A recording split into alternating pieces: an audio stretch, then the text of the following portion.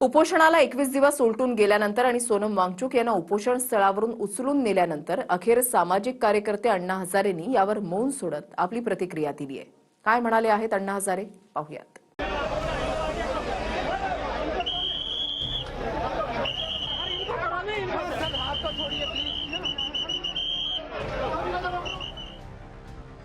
सोनम वांगचुक यांच्या उपोषणाला 21 दिवस झाल्यानंतर आणि केंद्र सरकारने उपोषण स्थळावरून वांगचुक यांना ताब्यात घेतल्यानंतर अखेर ज्येष्ठ गांधीवादी नेते आणि समाजसेवक अण्णा हजारे यांनी मौन सोडत प्रतिक्रिया दिली।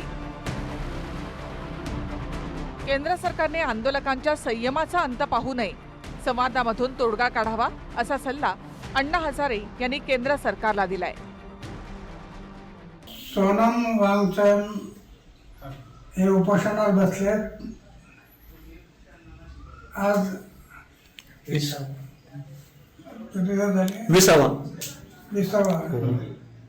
दिवस होत आले।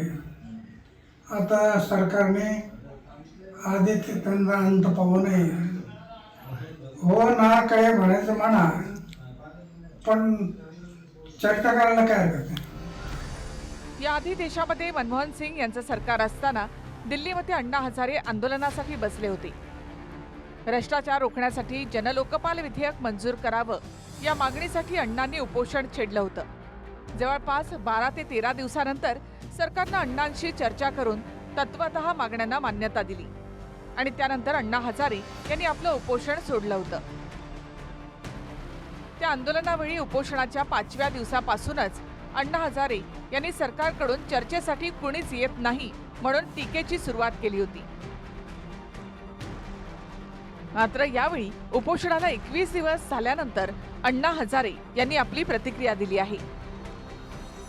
बळीगिरी घेण्याचा विषय नाही, त्यांनी ठीक आहे, त्यांनी उपोषण केलेलं आहे, त्याची तब्येत खालावलेली आणि पद्धत असते। जरांगे पाटील उपोषणाला बसलेत, दवाखान्यात हलवलं होतं आमचे माननीय अण्णा हजारे साहेब, ते इतक्या वेळ उपोषणाला बसले, 15 दिवस 10 दिवस मी स्वतः होतो त्या ठिकाणी। शेवटी मग सलाईन द्यावी लागते, उपचार करावा लागतो।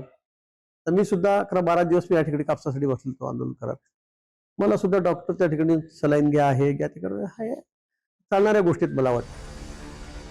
Bureau report, TV9 Marathi.